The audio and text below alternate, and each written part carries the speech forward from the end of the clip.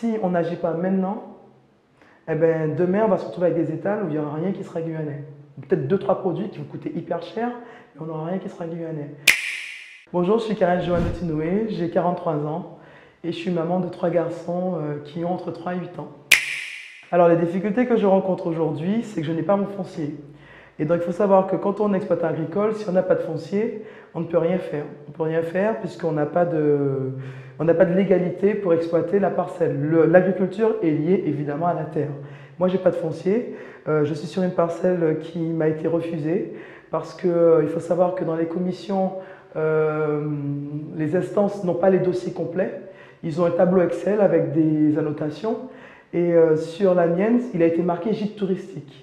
Sachant que dans ma note technique économique, donc en fait entre guillemets mon business plan, il n'y a aucune ligne comptable qui parle qu'il y a des revenus liés à un gîte touristique. Je n'ai jamais, mon dossier agricole n'est pas basé sur l'agriculture, loin de là. Et donc comme ça a été noté gîte touristique, eh bien, du coup ceux qui ont vu qui ont reçu le feuillet, on va dire, enfin bon voilà, le tableau Excel, ont voté défavorablement, ce qui est logique, en se disant mais elle demande du foncier, de la terre agricole pour faire des gîtes touristiques, c'est pas dans le PLU de la commune de Roura, et donc du coup ils ont voté avis défavorable.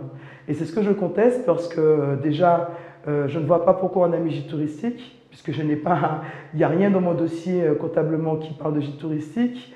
Et en plus, après, donc du coup, ce qui était un projet de vie pour moi, qui était une reconversion professionnelle en 2019, qui en 2021, suite au Covid, donc au bout de 2 ans, il y a eu la commission, j'ai dû reprendre un travail, parce qu'il faut savoir que moi je suis fonctionnaire, donc j'avais déposé une année en disponibilité, étant persuadé que j'allais avoir mon foncier et je ne l'ai pas eu. Et donc du coup, j'ai repris un travail parce que j'ai des enfants à nourrir. Et puis bon, c'est quand même un beau métier, donc je reprends mon poste, mais en me disant que ben, je laisse tomber l'agriculture. Voilà. Donc j'habite sur Nancy-Beau. Donc autour de chez moi, j'ai ma parcelle de 2 hectares. Je vais planter, je vais faire mon autosuffisance alimentaire, donc en vivrier, un peu ce qui est le concept du jardin créole comme avant. Mais par contre, je ne pars plus sur l'agriculture comme j'avais envie de faire, donc l'agriculture locale, sans pesticides, avec du fumier de cacapoule, avec du terrain qu'on enrichit avec du charbon, enfin voilà. Moi j'arrête tout ça à grande échelle, je ne ferai plus de livraison non plus pour mes clients parce que c'est trop compliqué. Si j'ai pas de foncier, je ne peux pas le faire. Alors j'apporte juste une précision pour que les gens comprennent bien. J'ai demandé une parcelle plus grande, une surface plus grande que je compte exploiter, vraiment en agriculture professionnalisée et un peu je ne vais pas dire monoculture, mais vraiment avec des espaces bien définis de maraîchage, d'agrumes et en fait garder du sous-bois, parce que je suis guyanaise et je trouve que la monoculture on a quand même des grandes surfaces où il y a de la monoculture, donc on rase tout et on fait la culture. On a des gens qui font ça très bien, les agriculteurs Hmong, ils maîtrisent cette agriculture-là. Et moi, je trouve que sur Nancy-Beau, vu que c'est très vallonné, donc on a beaucoup d'eau, c'était une agriculture un peu permaculture, un peu agriculture bio, un peu agriculture à l'ancienne, et beaucoup plus adaptée. Et donc j'avais prévu de garder du sous-bois pour qu'on puisse aussi avoir une préservation des espèces, aussi tester aussi le cacao, enfin toutes ces plantes qui aiment bien voilà, le sous-bois. Je n'ai eu que la mairie de Roura qui a mis un avis favorable, et je remercie d'ailleurs la mairie de Roura parce que c'est vrai que c'est un interlocuteur qu'on a qui est proche. Il faut savoir que j'ai une autre casquette aussi qui est la casquette de présidente de l'association de Nancy-Beau. Donc du coup, c'est un interlocuteur proche et donc eux, ils ont entendu en fait et donc ils ont voté avis favorable et puis ils sont venus sur le terrain, ils ont vu que je ne suis pas quelqu'un qui prend du terrain pour spéculer et donc du coup, quand j'ai vu que le foncier a dit non, le service foncier, que la chambre d'agriculture a voté avis défavorable et voilà, et les autres instances, du coup j'ai envoyé directement au ministère. Parce que je n'avais pas fait un recours au service foncier, ils avaient voté défavorable. Donc j'ai envoyé directement au ministère de l'Intérieur, qui a transféré au ministère de l'Agriculture, qui a renvoyé au service foncier. Donc du coup, il m'a dit, ben, on a déjà voté défavorable. Donc ils m'ont donné des arguments. Alors pour eux, l'argument, c'est que je suis derrière une parcelle, donc je suis enclavé, il faut que je demande l'autorisation. La parcelle qui est devant, c'est la mienne. Donc, je ne vais pas me donner une autorisation à moi-même. Alors, ils m'ont répondu, ben oui, mais la personne sur laquelle vous n'êtes pas encore en égalité, donc vous ne pouvez pas accéder derrière. Donc, bon, bref. Après, ils m'ont dit, ah ben oui, mais vous n'êtes pas de diplôme agricole. Alors, il faut savoir que moi, en 2019, j'ai fait les procédures dans les normes. Je n'ai pas demandé de piston, je n'ai pas fait de filon. Je suis allé à la chambre d'agriculture, je suis allé au point info-installation. J'ai été encadré, accompagné par des formateurs, par des accompagnateurs de la chambre de Matiti. Matiti, eux, ils m'ont donné la marche à suivre. J'ai vu un comptable agricole qui m'a expliqué, à l'époque, je voulais faire que des agrumes. Il m'a dit, Madame Otinoué, là, les agrumes, c'est au bout de 5 ans que vous allez être, 5-6 ans, ça va être rentable. Avant, vous devez faire du court. Donc, vous devez faire du court terme, vous devez faire des cycles courts, vous devez faire du maraîchage. Et donc, j'avais adapté. À Nancy-Beauce, la terre est très bonne pour tout ce qui est potiron, cucurbitacées et tout ça. Donc, j'avais adapté mon projet. Entre-temps, il y a eu une modification qui fait que toute la zone est devenue une zone protégée. Et donc, du coup, j'ai adapté aussi mon projet, sachant que moi, je demandais 19 hectares. Il y a 7 hectares, c'est un plateau, c'est que de l'herbe. Ça avait déjà été défriché par quelqu'un. Donc, du coup, cette partie-là, vu qu'elle n'est plus boisée, j'avais prévu de faire mes agrumes dessus. Et tout le reste, je le gardais boisé. Et donc, du coup, mais les interlocuteurs, ils sont au courant. Mais moi, en fait, je ne savais pas, mon dossier était déjà déposé, donc je ne l'ai pas demandé pour rectifier. Je me suis dit, bon, j'ai un dossier sur 7 hectares, la configuration. Je pensais qu'il y a quelqu'un qui allait venir sur place, voir un peu, que je puisse expliquer. J'ai eu qu'un appel de la Chambre d'agriculture. Et après, j'ai eu justement la notation gîte touristique sur mon dossier. Donc oui, j'ai fait les recours dans les règles. Et là, en fait, maintenant, il me reste de faire une procédure avec le tribunal judiciaire, sachant que je suis maman qui élève mes enfants seuls. Je me dis, bon, est-ce que vraiment, par rapport au coût, il faut que je vois s'il y a une possibilité que ce soit, s'il y a un accompagnement, c'est gratuit et tout. Mais je me dis, c'est quand même, alors je vais le dire franchement, déplorable que, en tant qu'agriculteur, que jeunes qui veulent s'installer, qu'on m'ait mis autant de freins pour que je puisse m'installer. Il faut savoir qu'à Nancy-Beauce, il y a des jeunes qu'on a installés, que l'État a installés, qui ont eu la DJA, la dotation jeune agriculteur. Donc, ils ont eu des fonds qu'on leur a donnés pour démarrer et on ne leur a pas fait de piste, on ne leur a pas fait d'accès. Donc, du coup, notre piste, elle était vraiment. Il y a une partie encore qui est exécrable, on a refait une partie, mais il faut savoir qu'ils ont dû.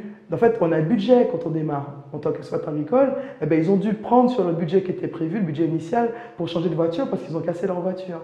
Et donc, du coup, en fait, l'évolution de l'exploitation, eh bien, c'est pas faite correctement parce qu'ils ont pris une partie de l'argent pour acheter une bagnole.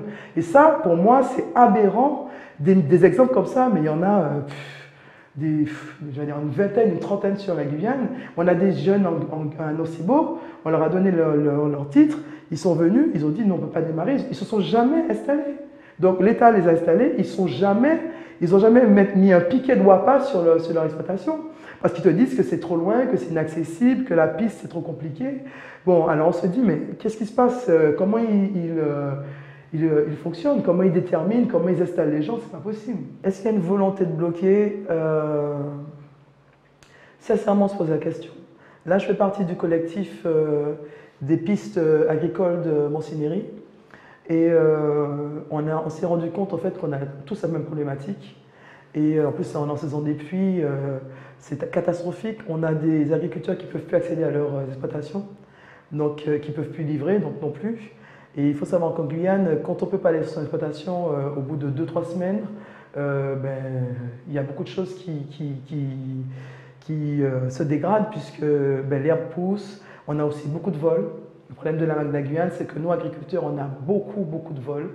Du chapardage, des vols avec des armes. Là, on a des bêtes qui ont été débitées sur place. Enfin, voilà. Donc, du coup, je pense que si ce n'est pas une volonté qui est définie, c'est que vraiment il y a une inertie en tout cas, et il y a une volonté de ne pas, visiblement il y a une volonté de ne pas résoudre de problème. Peut-être que c'est tellement gros qu'ils se disent non mais on ne va pas soulever le tapis parce qu'il y aura trop de poussière en dessous, mais là on arrive à un stade où c'est pas normal qu'on ait des jeunes agriculteurs qui soient désespérés et qui soient au bord du suicide. Moi j'ai pris la parole et j'ai fait la pétition parce qu'autour de moi il y a beaucoup de jeunes. Il y a beaucoup d'agriculteurs qui en ont marre, qui sont à bout.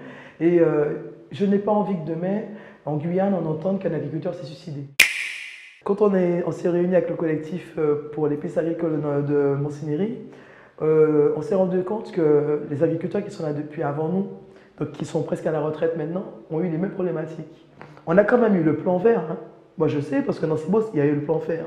On a eu le plan vert et avec une catastrophe, parce qu'on va dire, beaucoup de moyens, beaucoup d'argent public perdu. Et donc on n'apprend pas de nos erreurs. C'est ça qui me désespère. Alors malheureusement, on répète, on répète, on répète. Et est-ce que les jeunes ont toujours de l'espoir? Mais par exemple, moi j'ai été très en colère récemment parce qu'on a découvert qu'il y a des jeunes qui ont fait la formation à Matiti et qui ne peuvent pas m'entourcer parce qu'ils n'ont pas de papier français. Enfin, ils n'ont pas de papier carte de séjour, ils ne sont pas en légalité. Je me dis, attends, donc tu laisses des gamins pendant 3 ans faire une formation pour qu'au bout, tu leur dises, ben oui, mais tu ne peux pas t'installer, tu n'as pas de papier. À un moment, non, mais à un moment, je sais pas, il y a des fois, il y a des aberrations qui sont à dénoncer parce que un gamin comme ça, ben, non seulement il est découragé, mais il a aussi un peu, entre guillemets, la haine, quoi. Tu vois, il se dit, mais on s'est moqué de moi. Et c'est ça qui est dommage, c'est qu'en Guyane, on se moque des gens. Tu vois, on ne respecte pas l'autre. On ne respecte pas l'autre dans son identité, dans ce qu'il veut faire, dans ses espérances, voilà, dans ses idées. Et comme alors, je vais modérer un peu mon propos parce qu'en Guyane, en fait, on est très tolérant. Les gens disent qu'on n'est pas solidaire. Moi, je vois quand j'ai des combats, des choses comme ça, des choses que je porte, il y a toujours des gens qui viennent m'aider, qui me disent « Ouais, t'inquiète pas, on est là ». Donc, il y a une solidarité qui est là. Par contre, on est un peu sur nous-mêmes, quoi, tu vois, dans le sens où on est un peu, voilà, on fait chacun nos affaires de notre coin. On n'est peut-être pas assez dans la fédération, dans l'union. Donc, l'union fait la force, donc eh bien, on va se mettre ensemble pour pouvoir avoir plus de poids, plus de force pour faire autre chose. Nous, on va rester dans notre petit cercle parce que, eh ben, l'autre, tu sais, on m'a dit que tel a fait ci, ouais, mais voilà. Et donc ça, c'est quelque chose qui nous freine. Et c'est souvent ça. Des fois, je reçois des WhatsApp, des gragots, des rumeurs. Mais non, on peut pas baser des faits, enfin, baser des choses sur des rumeurs. Non, ça, c'est pas, on peut plus faire ça maintenant en Guyane. On peut plus faire ça. Ben, écoute, nous sur Nancibo, on a reçu Boris Changsit qui est venu. On a eu l'appel de Hans Siklet qui voulait venir avec Madame Rolande Lefeschalco. Et c'est tout. Je parle dans le cadre de l'élection. Pourtant, je trouve quand même qu'on me voit quand même pas mal parler. Donc voilà. Après, ils ne comprennent pas en fait. Ils ne comprennent pas que si on n'agit pas maintenant, eh ben, demain on va se retrouver avec des étals où il n'y aura rien qui sera guyanais. Peut-être 2-3 produits qui vont coûter hyper cher, mais on n'aura rien qui sera guyanais. Et quand tu as un produit qui vient, en Guyane, on ne peut pas avoir de traçabilité. À part ce qui vient d'Europe, on ne peut pas. Il y a beaucoup de choses qui passent.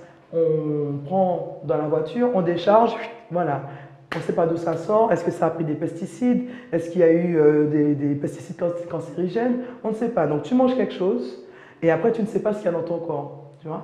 Et ça, il faut que les gens comprennent une chose, c'est que nous, en tant qu'Européens, agriculteurs, exploitants agricoles français et européens, on a des normes.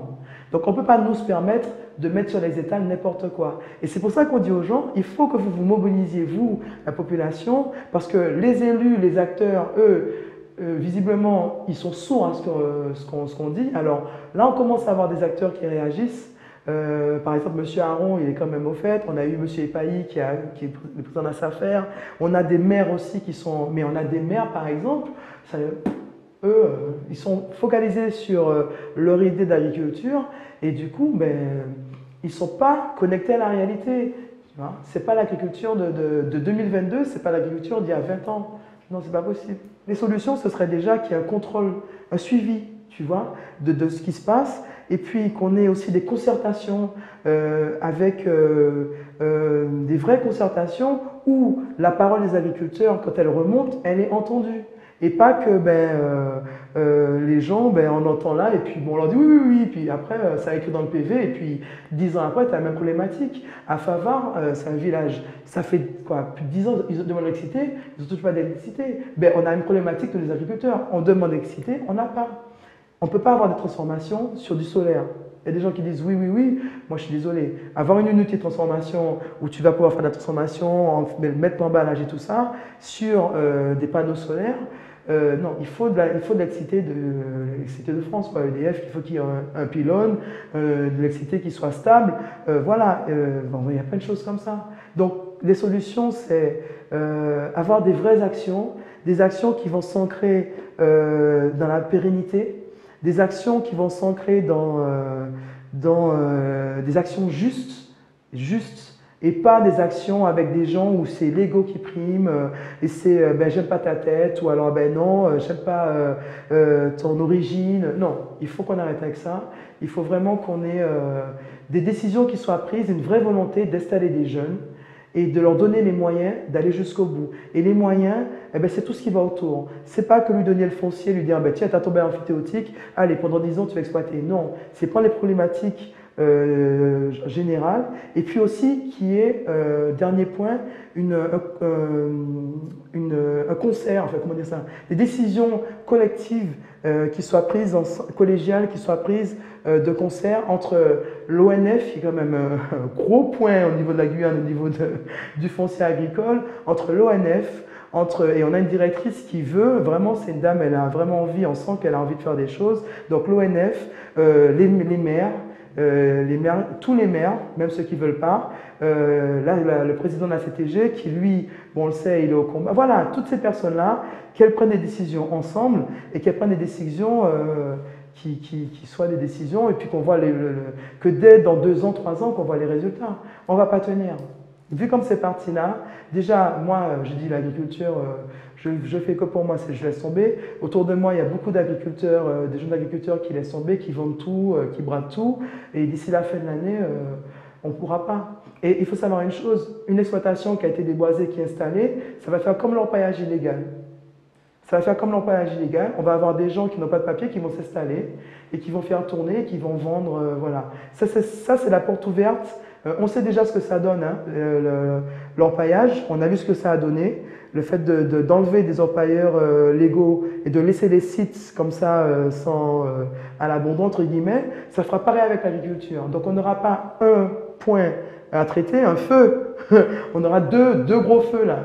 Donc si l'État ne prend pas sa responsabilité, si les acteurs ne prennent pas leur responsabilité, eh ben, ils assumeront les conséquences après, c'est tout.